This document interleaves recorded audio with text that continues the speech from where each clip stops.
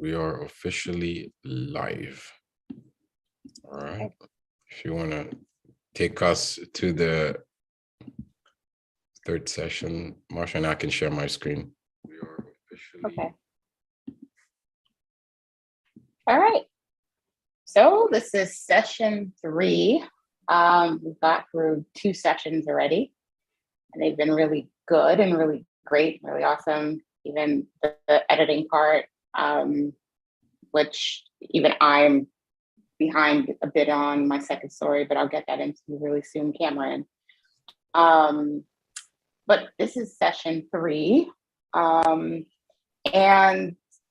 this is titled The Rescue Mission. The rescue mission is what happens after the Earthbound become like an official community. It takes place, this particular story takes place 10 years later. So they've already acclimated themselves to their surroundings. They've really made the park into a really great living place. And, you know, it's been able to flourish, and they're actually able to grow things and sustain themselves. They have discovered new minerals. The earth is starting to regenerate in places where the earth is being nurtured and taken care of. So the earthbounds are doing well. But then again, so are the silicons. They have gotten much stronger. They have, even though the earth is like dying, they are still moving steadily with the digitizing process of humans and the earth. And so they have a facility where they keep people who they find on the street and wait till they keep them there. It's a holding cell for them until they become digitized. So this rescue mission leads us to finding out what kind of leader Micah is. And so you'll be writing from the perspective of someone who saw what happened. And I'll go ahead and I'll read the prompt right now, but I just want to give you guys like a bit of a background story on that. Any questions so far?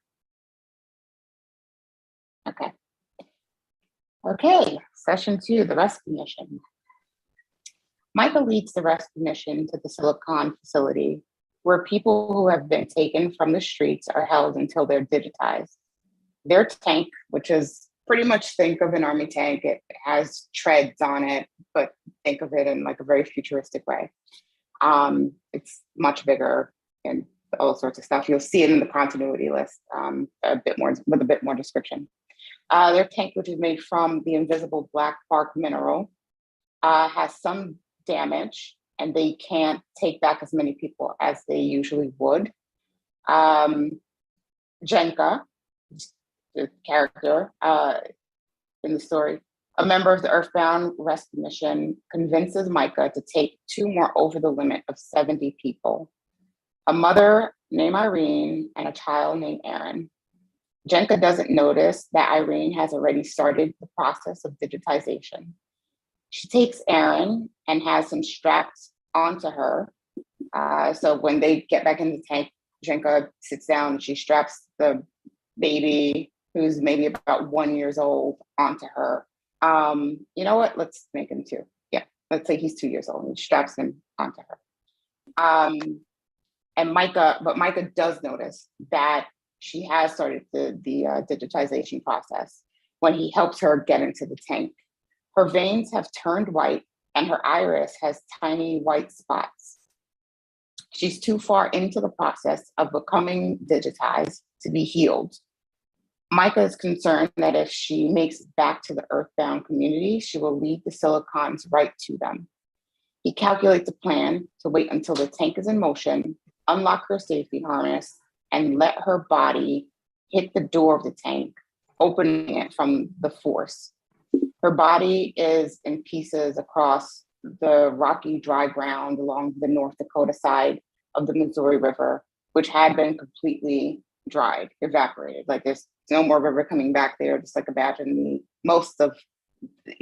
just like the entirety of the Missouri River from where it stretches all the way from the west all the way out to North Dakota. Some people saw what happened. Some see that Micah killed Irene. Some see that he tried to help her, but couldn't get to her harness in time. And then some see that she unfastened the harness herself. What did your character see? So we're going to write from the perspective of, depending on where you were sitting, depending on how alert you were. What did you see? Yeah.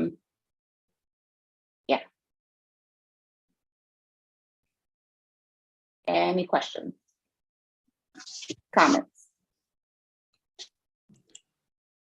Please ask questions. I'm Yeah. joking. No, and also, I would love to hear your thoughts as well, because is there any like visual questions that like pop out for you and the way that you're looking at it? So Tim and Kat, Dwight is an illustrator, so he'll be sketching a piece with us for this hour, or based on the prompt as well. But yeah, any general questions? Thank you, Marsha. I had a question and then I lost it. Hold on. Let me see if I can.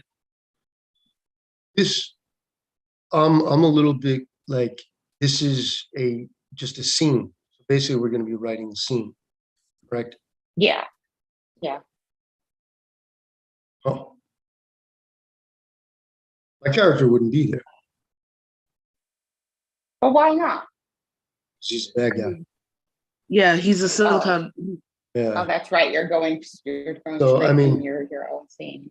Well, Um, your silicon character may still be there, but on the silicon side, right? Yeah, you can write from the silicon side. So this- I would have to change the prompt though. Yeah. I'm sorry, I didn't really. No, think about- I wonder if like this prompt is not necessarily like a specific process, but it's like at the point where they get captured, maybe that could be like, maybe Tim, you could be like, okay, at the early part of the prompt where they're captured and maybe they're talking about it, and maybe the people are going into the facility to see the people. Maybe that could be also a point there too. So I think there's a lot of flexibility in the prompt to it. Okay. If you see what I Sure. I Sure. remember my question. Yeah, How so- much is there a significant time difference between like the first parts that we've already written? Yeah. Is So there time this is 10 years later. 10 years later. Yeah. You know what? Right. I'm gonna read through the continuity list, just which everyone should have. Does everyone have it? I'll just put it back inside of the I put it in front of it. Okay, cool. My character is so old now. Jeez. That's a lot of happening. Are old. Okay. Oh no, Fabrice, that's the old continuity list from the first one. Let me put in the one for this section. Okay.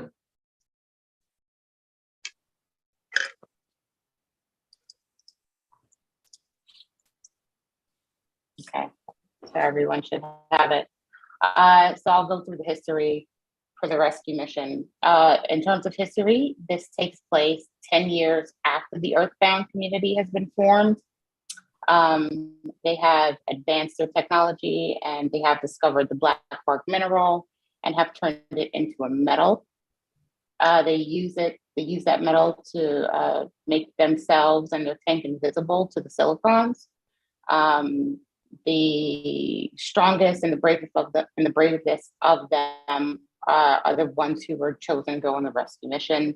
The mission takes place along the evaporated, dry, like no water whatsoever.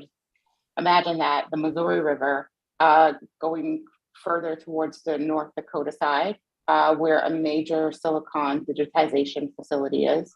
Mm. The silicon raiders capture people and they keep them there until they're digitized. So Tim, there you go. I actually know that area.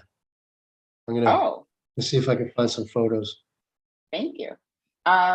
So in terms of the climate and the weather, most of the forests along the river have charred or petrified trees.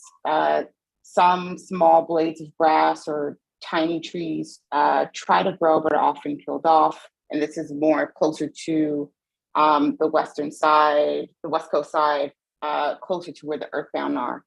The closer you get to the silicon digitization facility, the less life you see. It's basically become a desert. During the times when the ash haze isn't blocking out the sun, the heat is extreme. The earthbound also wear suits inside of the tank that helps them breathe and regulate the heat. The silicon digitization factory is a white long dome. The earthbound enter from a tunnel that is used for air filtration for the silicons. Regeneration has started to happen around the earthbound community. So I kind of have like some duplicates of ideas here, but you guys get it. In terms of the geography, they're traveling along the extinct river, mostly rocks and cracked, dry soil. So just it's very desert-like. Ashes move when they're driving. Ash also it's also like very dense, so it's all mixed into things, but it also covers like things that are still there that haven't been like completely burnt down. Like if they're old statues somewhere, you can't tell what the statue is of. You could just tell that it's just a mound of ash sitting on top of something.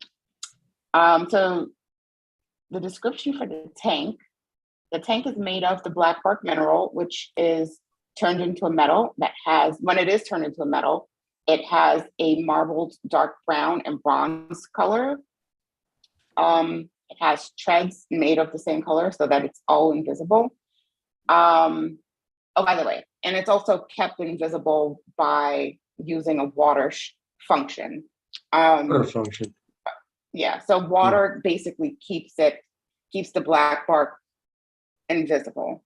But when they're driving through the extreme heat of the desert, desert, it starts to show some spots, and the tank has been damaged because it got a little bit dry, it got damaged, and then the silicon's anyway, the tank has been damaged and the water system has been compromised. So the tank is now visible in this particular scene.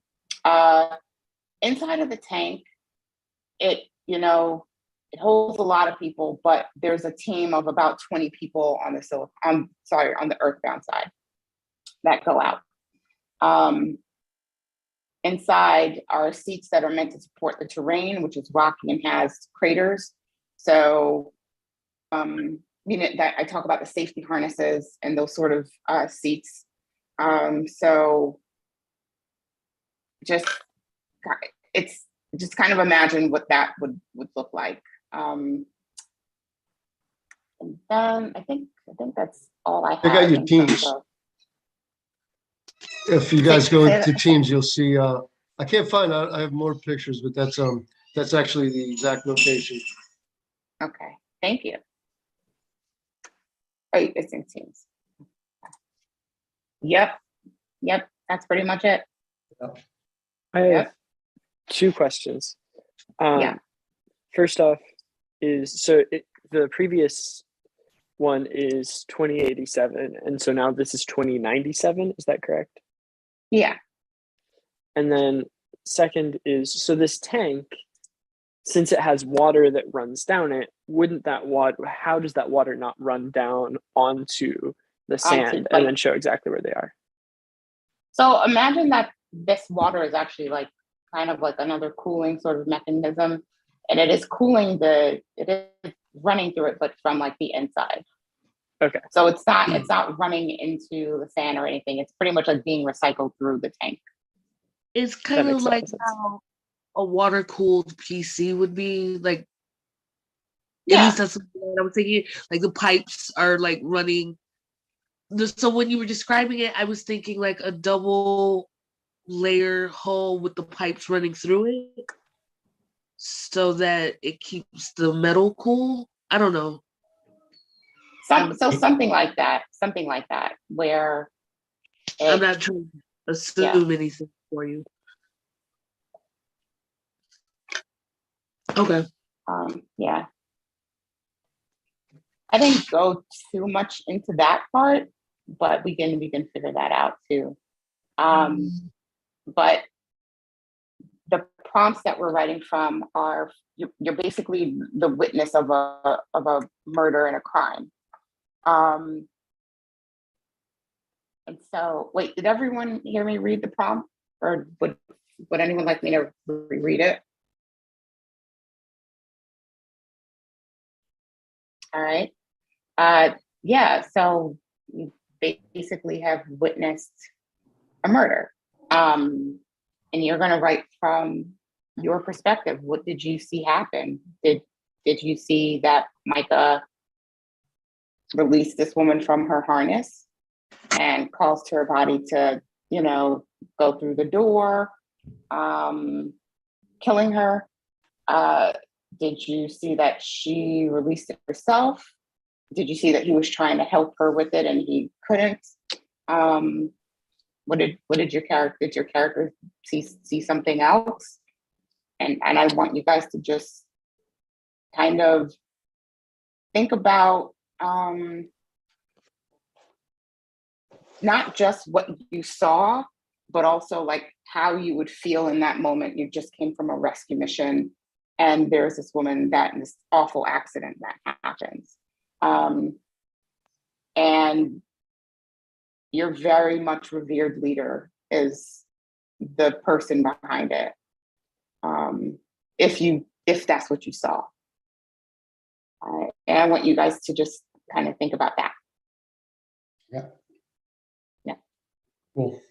Right. Ellen John, huh? Perfect. Everyone have access to the Google Doc I just posted on the chat. I guess claim a spot. Let me see how many people want. 1, 2, 3, 4, 5, 6. Yeah.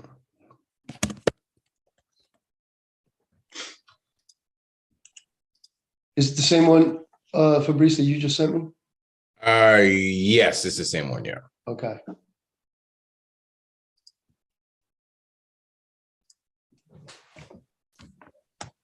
I'm not sure I know, Dwight, you're going to be sketching on your own stuff, so maybe we could put something for you too here. Let me see.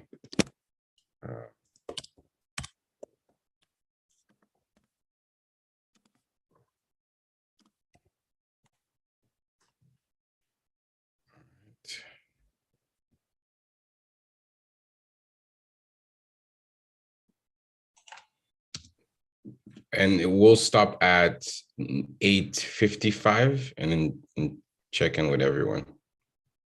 Okay. So that would be 11:55 for everyone on the East Coast. Casey, I don't know what time that is for you. Appreciate the help, man. Not my strong suit, so. All right. A quick question: Does anybody have I don't know if this is something that's already established, like any thoughts about Irene's appearance, physical appearance, or? Oh, I did not. I should have put that in the continuity list. I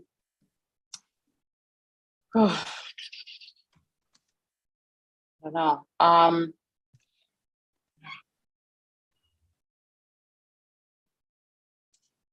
don't know. Someone else. Tell me what Irene looks like. What does Irene and Aaron look like? Irene is African descent and Asian. Okay. All right. And what about Aaron?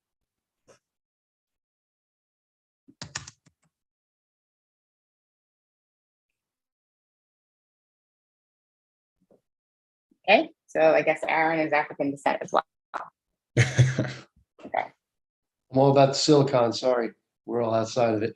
That's right. Are we Tim, I'm started? excited. I'm excited.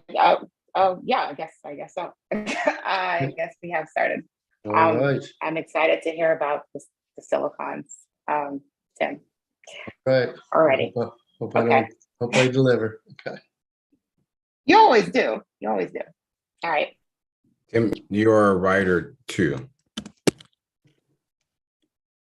I know you can post, you're writing in something else, so you can post it later. Okay.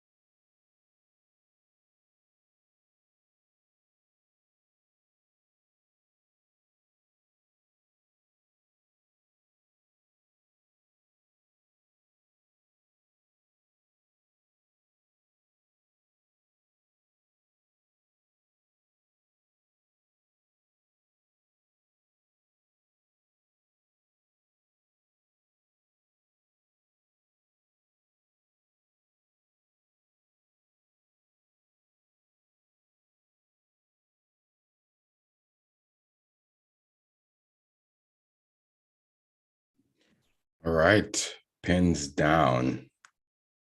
It's like the gavel. Who wants to? Right as I got to the good part, I didn't finish yet again. Yeah, pretty much. All right. Who wants to begin? Who wants to go first?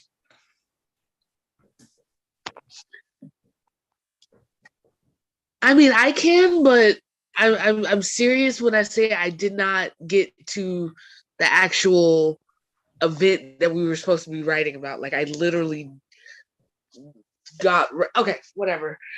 I guess I could go, but like I said, it's not finished yet. So the road was rough getting there. Micah finally allowed her to come along on one of the fabled rescue missions. One would think after 10 years of hopeless devotion to him, he would have trusted her sooner. Better late than never, Preston thought to herself as she adjusted her mask. This was the furthest she had ever been from home before. She'd seen old photos and books of the Old West, the towering trees and the raging rivers, the abundant food and animals to hunt, the clean air and water, the quiet. All those things were long gone before she ever came around, but it was nice to hope she would find some of it. The low rumble of the engine and the wheels turning was the only soundtrack to their journey. Micah, Preston, and 8 others left their base in Los Angeles in hopes of finding others to rescue from digitization. They found small groups of people as they traveled east. If they were fit to fight, Micah pulled them into their tank and gave them a flak vest. If they weren't, he pointed them in the direction of Los Angeles and wished them well. There were several new faces that Preston didn't think would make the return trip. "How's the mask working for you?" Micah asked, startling Preston from her distant thoughts. "It's working well. The more I use it, the less I need it." "Worry not. When the time is right, the earth will heal you completely, and you won't need the mask anymore." Micah said that like he really believed it, like the words would be enough for Preston. They weren't. She'd been doing exactly as he asked her for the past 10 years, watering his garden, tending to his animals, all in hopes of getting the cure he promised her that first night they met. She knew that living to be 27 years old was a gift not all people with cystic fibrosis was given, but hadn't she earned the right to be a little annoyed? As much as she wanted to give in to the petty drama, she couldn't. They had arrived at the drop-off point half a mile away from the facility. She gathered her things and started to disembark when Micah stopped her. "I need you to watch the tank. Take out any silicons that get too close. You're the only one I trust on the 50 caliber. Cover our retreat when we get back." With little protest and a healthy amount of frustration, Preston relented. She opened the hatch on the roof, dragging the assault rifle behind her. Nothing eventful happened. Micah was able to infiltrate the facility and release several dozen people in various states of digitization. She watched through the scope as they made their way back to the tank, firing at any silicon that tried to stop them. Space in the tank quickly filled up as rescuees filled the passenger compartment. Preston hopped down from her post on the roof of the tank to help people buckle into their seats. She watched from the rear of the tank as Micah quietly argued with one of his lieutenants about fitting one more person in the tank. And that's literally like she has a kid, man. Can't we let her in? Is literally where I stopped.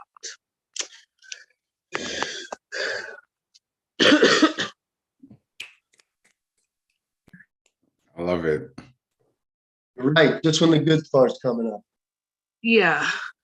So I just wanted to sort of, and maybe I can, because it's less about, because I think where I'm gonna end up going with this is that Preston is going to see what Micah does, and then she's going to it's going to add to her conflict of whether or not she should still be following this person. Yeah, because she's not gonna necessarily believe that she saw it, but she knows what she saw.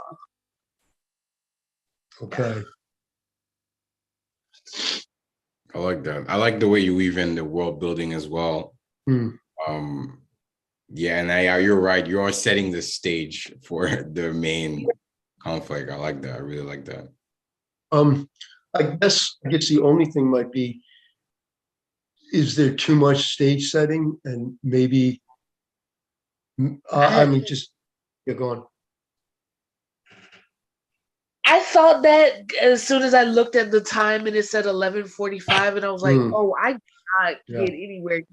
That's why you can tell like the last couple paragraphs is like compressed, because like I realized that I was running out of time. Yep. But was this less time this time? Yeah, it does seem like there was less time. I don't know. Maybe there was. Probably. Yeah, we did. I think we started at 8:30 or 8:30, and then we ended at 8:55. So that was, yeah, I think there's definitely less time. So I think we'll probably have to be more structured and giving a robust like 40 minutes, 45 minutes writing time. Yeah. I also just set a stage and didn't actually get to the action. We need another 20 minutes to get to the action part. Yeah. Is that something that people are comfortable with? That would be unconventional towards pins down, but if everyone demands another 20 minutes to write. How about 40 minutes in total? 40 minutes. Or should we just do it the next time? What do you think? Yeah. Next time, not this time. No, but I think in the future, like I think it's usually like 40 minutes, right? Mm-hmm. Okay, that's 40 minutes is good. 25 minutes is like 15 minutes too short. Yep. No, and I think we have also the Thursday write-ins as well to expand on the story and grow. So cool. All right, who wants to? Thank you, Kat. Nice one, Kat. Yeah. I think I should go like later, just because kind of a counterpoint. You know what I mean? Maybe another. Kat, I was sorry about that. Kat, I was talking the entire time and my mic was off. But I'm sorry. What I was trying to say was that this story is terrific. You're right on target with pretty much like everything that like Preston should be feeling, and like all this stuff. The setup for it is already heartbreaking. And I just love the way that you're developing her character. Down to I know you said you didn't get to like the good part, but the setup for the good part is really dope. Thank you. Yeah. Thank you. I appreciate that.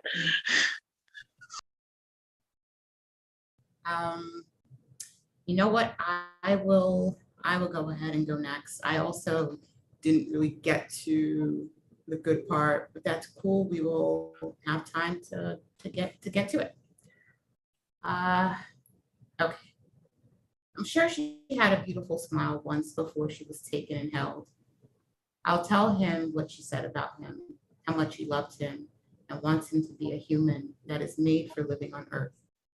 I hope that Malik understands. I hope they all do. I hope Malik understands. I hope they all do. I've always put them first. I hope they can trust that this is no different. When I saw her veins in her eyes, I knew that she was turning. Her digitization process was too far along for anything we have to save her. I won't risk this community on one person who will probably die in a matter of days without the continuation of the process. When I asked her what their names were, her voice was so weak I could barely hear her, but she was happy to know that her son Aaron would be safe. Irene, where did they take you inside of the facility? I asked. She started to fall asleep, and I knew I had to do it.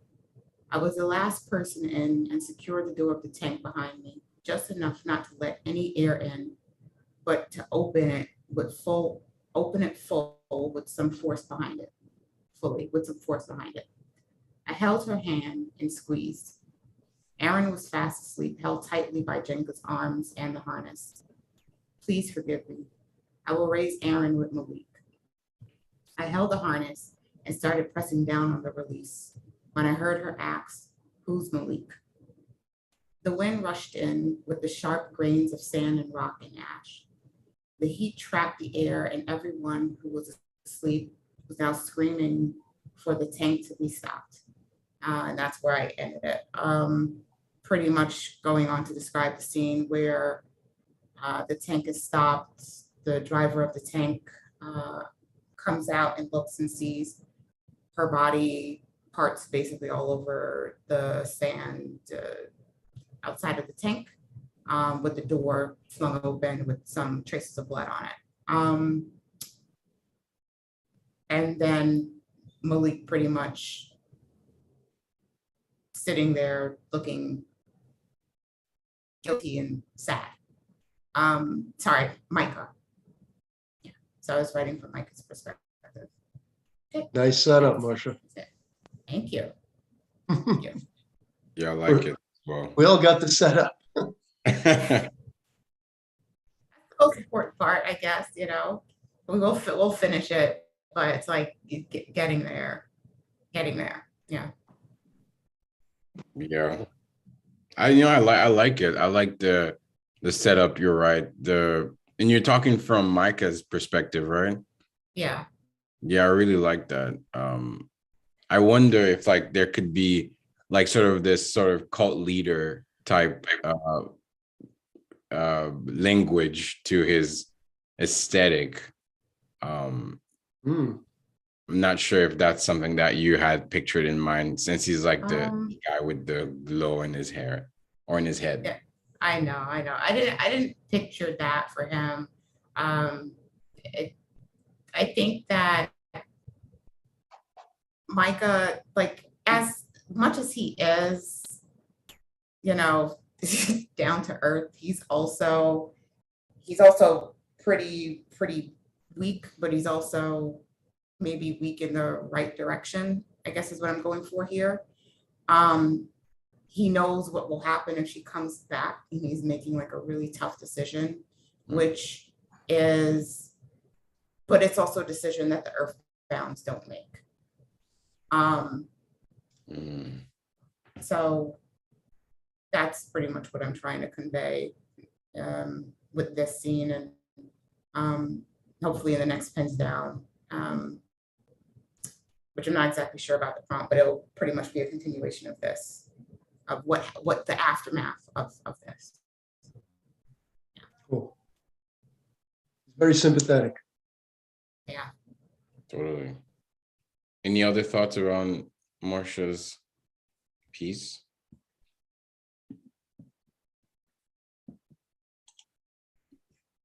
Who goes next? I'm Bailey never read. Kaylee, if you want to go next, you can. But I'm happy to go next. Oh yeah, cool. I'm happy to go next. Okay.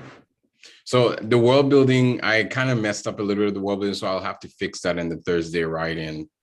But I'm just kind of seeing the world building now. But I'll just I'm writing from the character Poya, which is the daughter of Regis. In the first act, we saw Regis when he was like captured, and he was turning into he was being digitized. So this is his daughter in the future, in those 10 years, Poya. I looked up to this hot sun. I looked up to the hot burning sun, feeling it over my skin, and ripped up a cloth from my gray shirt I used to wrap around the eye that I lost during the escape. Blots of red had softened the pain. Maybe it would heal one day. Just maybe saving Dr. Hades might have the answer to what we are looking for, the ancient powers of the earth. Maybe he would know what to do with them and fight off the silicons. We barely made it out a few weeks ago. These monsters, How could they do this to humanity, to the sacred earthbound pack? We stand for peace. We stand for love. We stand for replenishing the earth with life, not that digital bullshit. I was angry. We walked up the mountains, leaving this horrible place with ash under dirt, and at night, more ash falling from the sky. I remember father teaching me about history, the War I, the genocide, the Holocaust, the gulags in Russia. All these places seem bleak compared to that silicon facility. Those large black tanks with sand we were dropped off, and the sounds of the rumbling generators, the occasional screams and screeches of metals, the white walls and glass, they still give me nightmares. During our stop, when we would not march any longer and rest, I would wake up with screams, awakening everyone else. Then Ismail would place his hands over my mouth every time, saying, Poya, the silicons, they might hear us. We have to be more careful. I can't help it if they're nightmares, I told him, drenched in sweat inside a tent at night. We heard noises outside. It was the coyotes that sounded like laughters in the distance. My father had been transformed. My father had been digitized. Maybe I could see him again.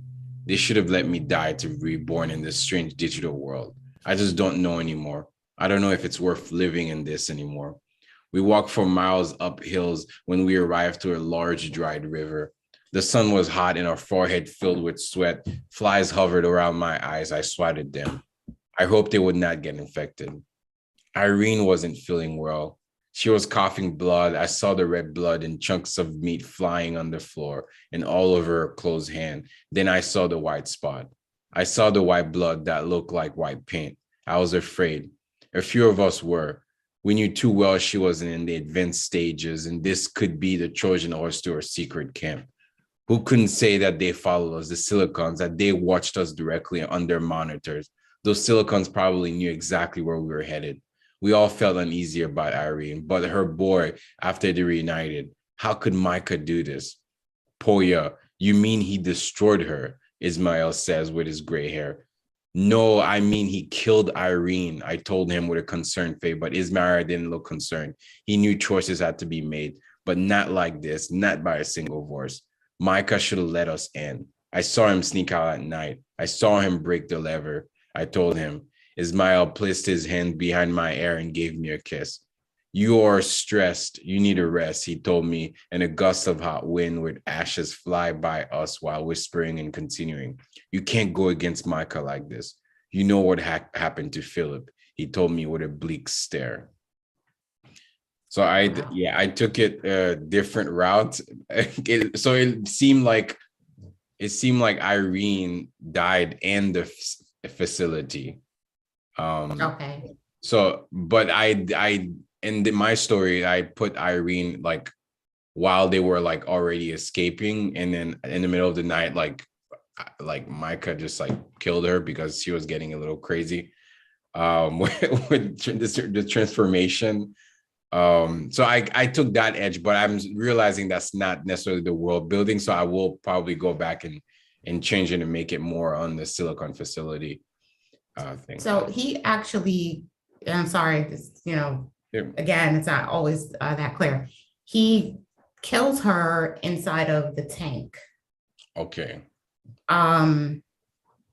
Yeah, he basically like releases her harness, and then her body gets kind of sucked outside, like she goes flying, opens the door, and like she gets killed outside of the tank, basically. Like, yeah.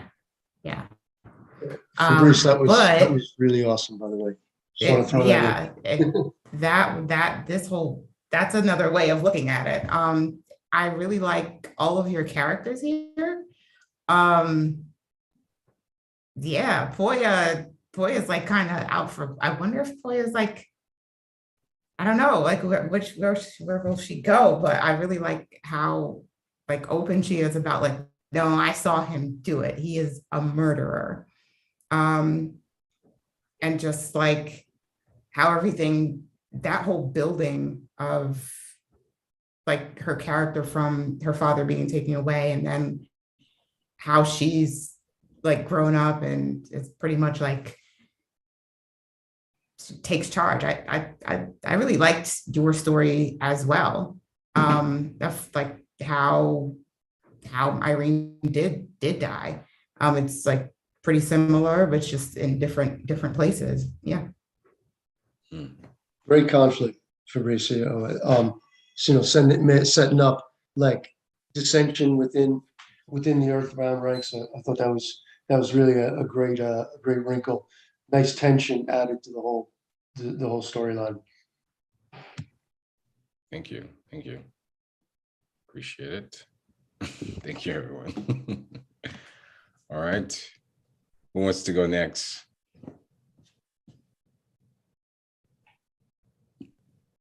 I kind of feel like I should go last. Sure. Just because it's the bad guy, you know what I mean? So like, we're building up these various storylines from the protagonist point of view. Mine is kind of removed from yours, but still sees what yours is doing. So I tried to keep the same character. We'll see if this works. Ash billowed up from the ground, blurring Sophie's vision. Sun filtered through the specks in the air. She couldn't tell it was hers anymore. Feeling, motion, they were missing. She wanted to be sad, but that was gone. Let me edit that out. But after 10 years as a Silicon, emotions were a distant dream. Heat, it was a feeling, one she had forgotten. In those 10 years, those raw human pains were something she craved. Again, it wasn't sadness, facts, cold facts. There was something much better, something more meaningful out there. Meaning couldn't be derived from where she stood. For 3 of those 10 years, she stood by the Silicon holding facility, with no need to eat, sleep, or think. That time was over in an instant. All that was left was a search for meaning, to find imperfection again. You, a voice said through her comms. Switch that weapon on. Meatwalkers inbound. Meatwalkers. Silicon's stupid name for Earthbound.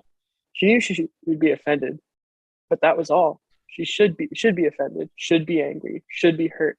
It should be hot, but none of it could be felt. It was as her parents had told her, there's pain in everything, but without that pain, how would we know what we care for?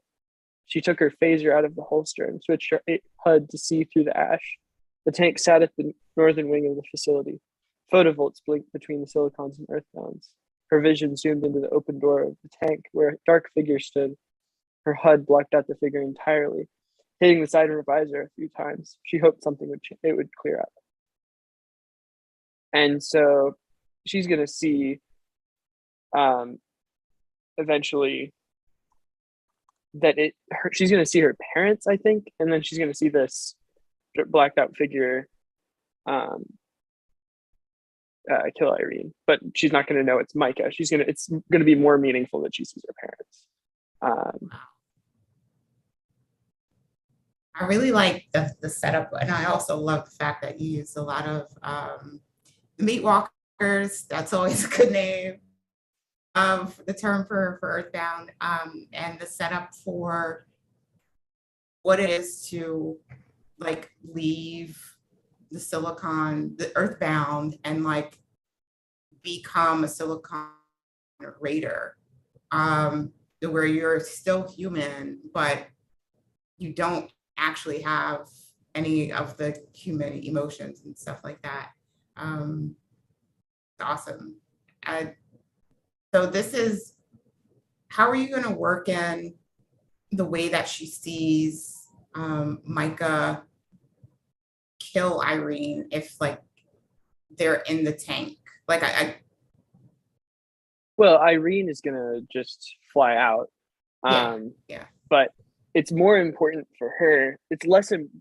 What's more important in the scene to her is that she sees her parents and less so that Irene was killed. Irene, yeah. She's going to be disturbed by that, of course, but it's less important to her in the scene. Yeah. Wow. This character, Bryn, I just want a little, just to understand a little more. She is on her way to being digitized. Is that? She was digitized already. Okay. So she's been digitized for about 10 years. Right. But I think this is a continuity, or not a continuity question, but just a question for Marcia later on, is whether once you're digitized, can you like just lose 5 years? Because, you know, once you're uploaded into a digital space, if you're just shut down for 5 years, that time could just be lost. Hmm. So Syllble, is she now a raider herself in this? She wanted to see the Earthbound again, which will become evident later. Okay, Okay. but right, but for right now, is she a Silicon Raider? Yeah, a Silicon Raider, but she's more on a defensive role because they don't trust her yet. Right, right. Okay. Yeah. And to answer that question, yeah, basically when you become Silicon, whatever age you become a Silicon at is the age that you stop aging. I guess that's the way it should work, because if you're pretty much dead, human dead rather, then aging only really happens to humans, you know, like in a digitized world, you can be upgraded, but you don't age. So Cool. Yeah, I don't know, Marsha, if you froze or if you needed to. Oh, sorry, maybe I did freeze. I said in a digitized world, you could be upgraded, but you don't age. Yeah, so you would stop aging after you start being digitized. Mhm. What is her form, Bryn? Like what is her physical manifestation? Does A she lot of have these are questions that she's, well, actually, that's another question. Is she just like a camera that Right. turns Yeah. around and then just like has, well, I mean, I did say that she brought a phaser out of her holster, Right. but I could also play with that she's just a camera on the side of the building, Wow. or like a turret on the side of the building with a camera beside it. That's trippy, man. The way I don't know. Sorry. Right, but then you said she's gonna try to like go back and be with her parents. Yeah, so I mean, I don't necessarily know if that would work. That would be really trippy to try, but Yeah, just like The a way- There's not camera enough trying to decision. walk through. Yeah. The way I saw it from reading the stories was like the Silicon Raiders was kind of like half human, half machine in a way. Mhm. Mhm. And so they can come in different forms or be like, I don't know, processed in different forms. Cause like in Fabrice's story, he has like a huge Silicon Raider with pincer claws, and I imagined him as a tank, like a tank-like structure. For some reason, I thought that I had edited that out, but maybe this could be a continuing question for Marsha later. Yeah. I- so- For my Silicon Raiders, I had them as like they're human, but they're on their reward after their service is to be digitized. Go to like Silicon heaven, kind of.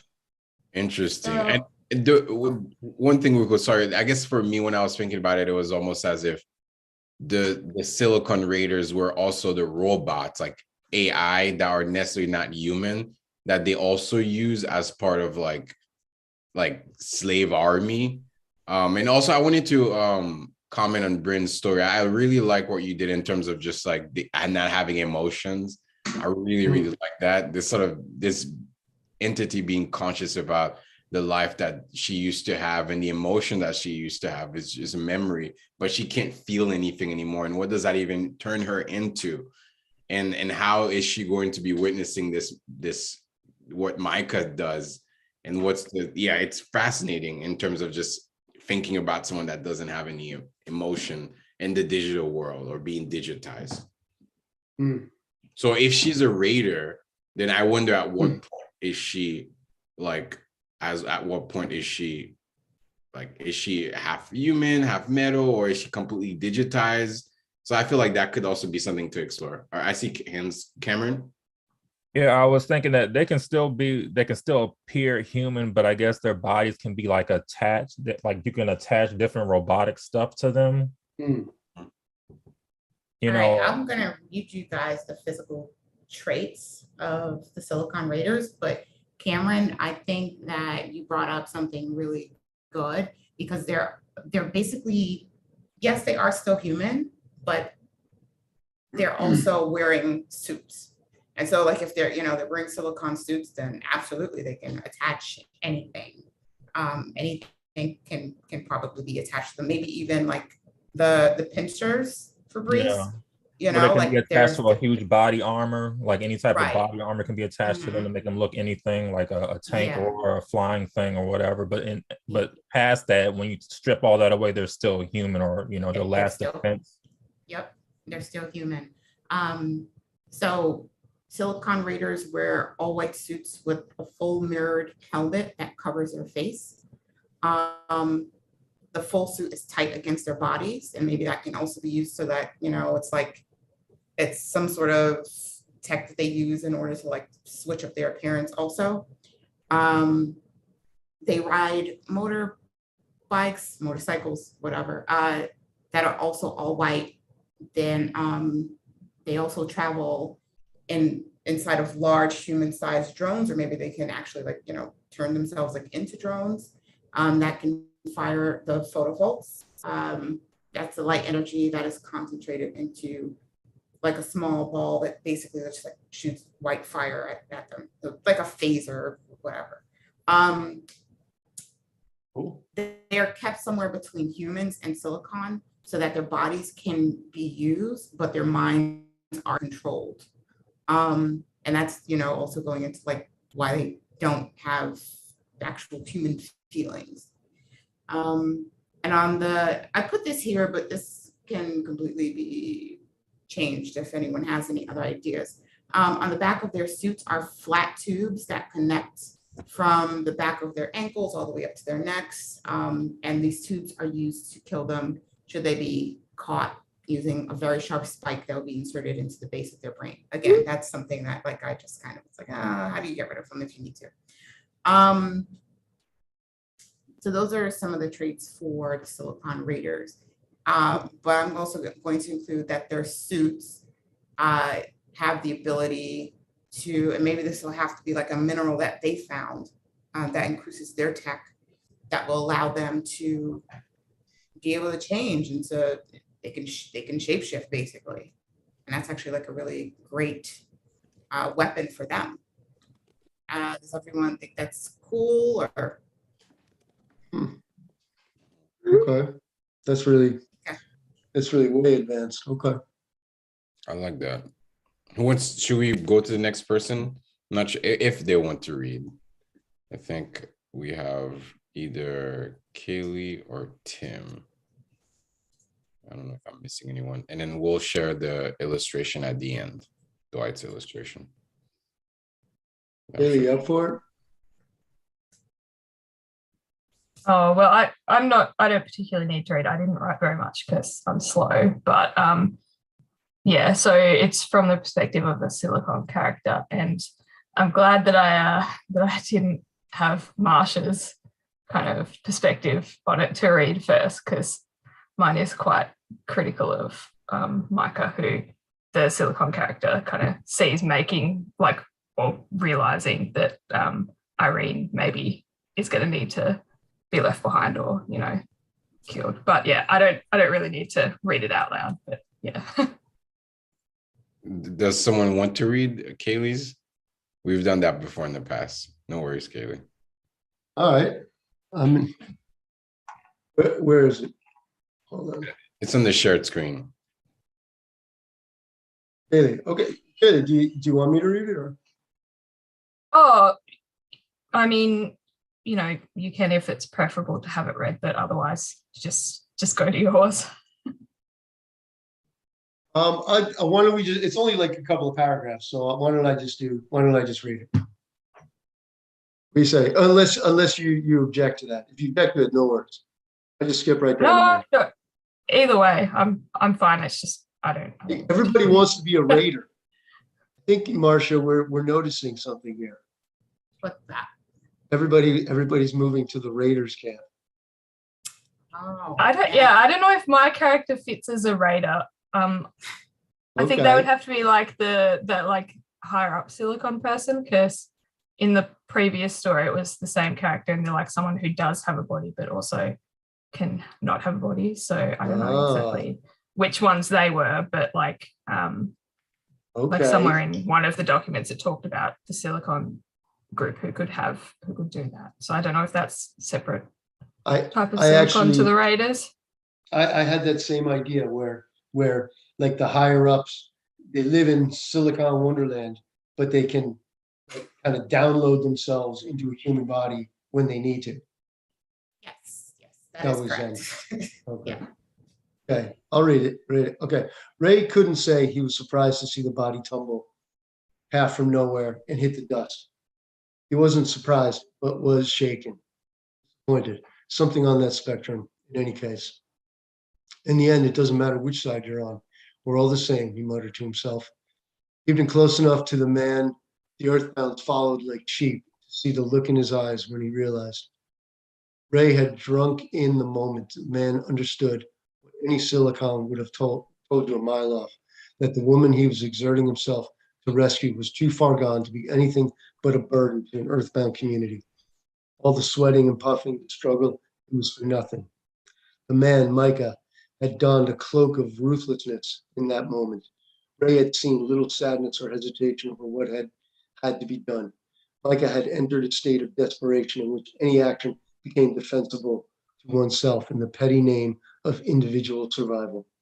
It was a state Ray knew well, and he'd known it when he saw it in the Earthbound. Cool. Wow. Too short, but cool. Very nice. I really nice like setup. it. Yeah. I really really well written. I really like the description of Micah's emotions. That pretty much tracks when you're having to make this really difficult decision. And I really like the way that everyone is seeing this person who is, just revered and is strong and, just everything that a leader should be, down to the point where, he leads in his very own way, in a very disappointing way to most people. Yeah. Well, this mic is pretty I really complex. I think so. I think so. Yeah, I love the emotions in there. It's like we get to see a different side of Micah, or someone who has an opinion of Micah. And because sometimes leaders who are ruthless don't necessarily see themselves as ruthless. They're just kind of living in their own world, Right. and they think they're self-righteous. Totally.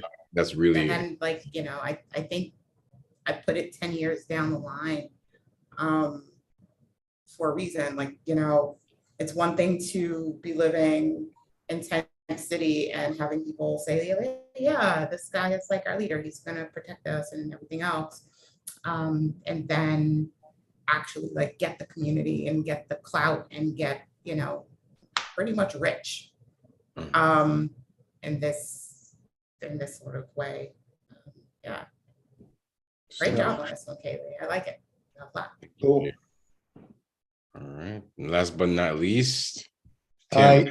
My Silicon Raiders are a bit less techy and a bit more ideological. Right, they're definitely human. I got to incorporate more of the tech. I think that's definitely cool. Marcia got a lot of cool ideas for the tech, so I'll try and incorporate that as we go. But for now, Moss 67, come in, Moss 67. Moss 67, he replied into the headset, taking its feet off the table and sitting up straight at the command post. His iced coffee was melting fast, and he put it on the plastic tabletop. It's brown, coolish water now. How can I help you, Captain Tex-X? We got a situation, Mosey. Mark 67, Jerry, as he had once been known, so long ago, sighed. Earthbound again?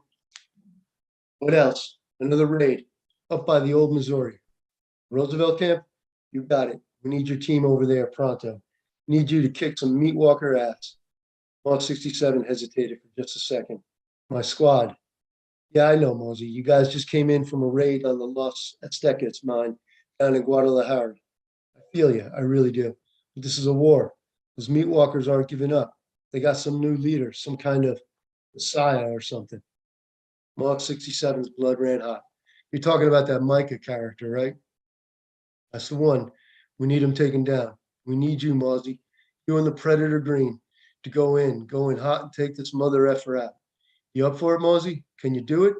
Or should I send in Sebib and the Badlands crew? For a second, split second, Mark 67 almost said yes. But F that. If anyone was going to take down that Micah a-hole, he was going to be him. So, Captain, yeah, Mozzie? How's it looking on the siliconization? Pause. We'll talk after this raid. I promise, Mozzie.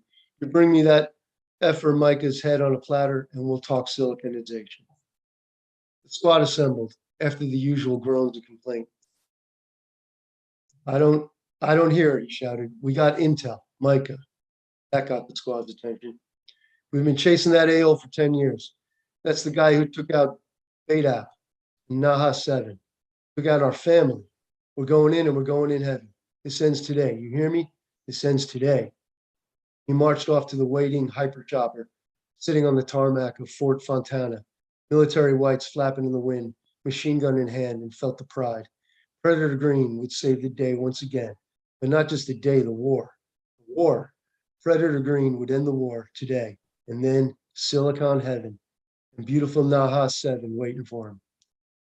The hyper chopper lifted off with dizzying speed and launched them hurtling across the open, desiccated expanses of what had once been Nevada, Utah, and now desolate wastelands, peopled by mutants, beasts, and worst of all, meat walkers. The squad was excited. They had revived with onboard meth cocktails and protein IVs and were wild-eyed and amped. Roosevelt camp, sir? Asked one of the younger recruits. Uridge 4. He could see her full eyes wide with anticipation, gleaming white against her bronze skin behind the mask. And, oh well.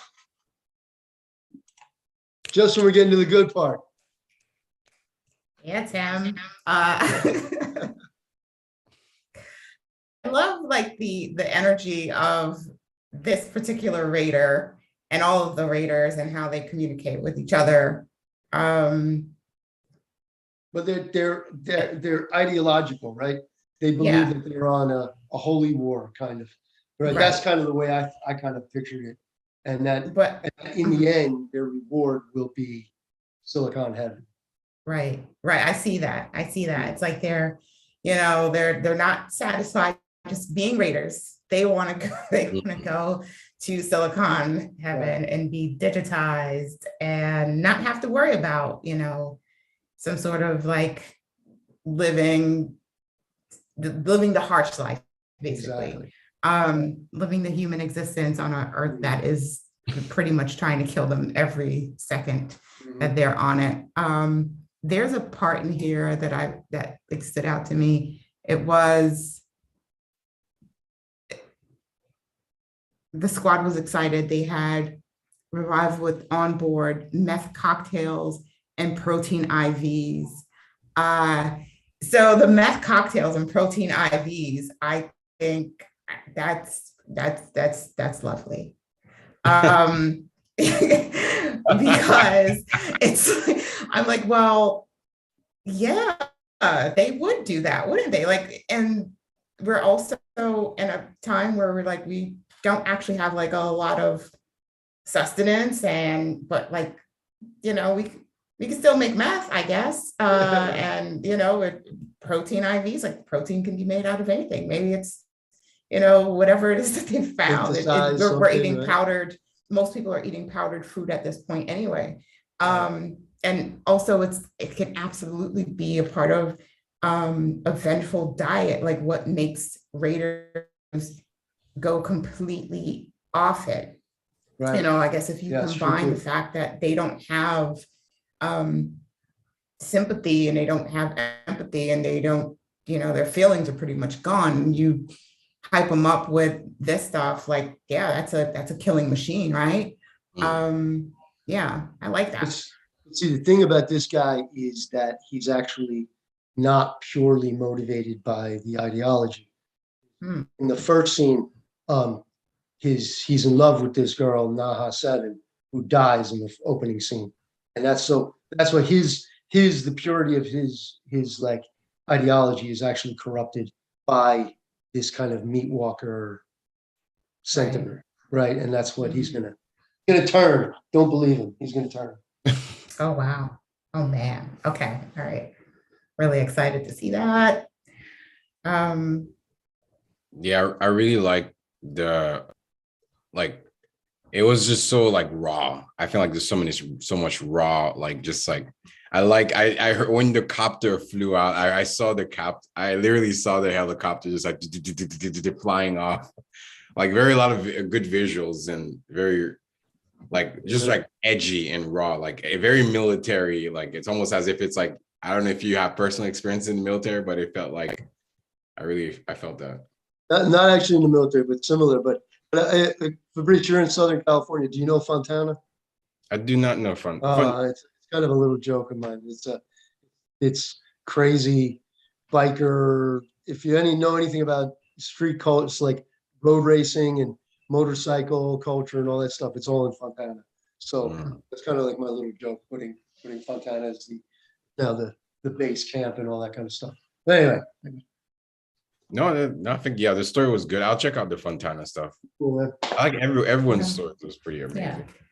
And like, I know that we have to pretty much line our stories up and it has to, fit, and we're going to edit them in order to do that. But I just want to say, like, just everyone's story as they're being written, like they're really good stories.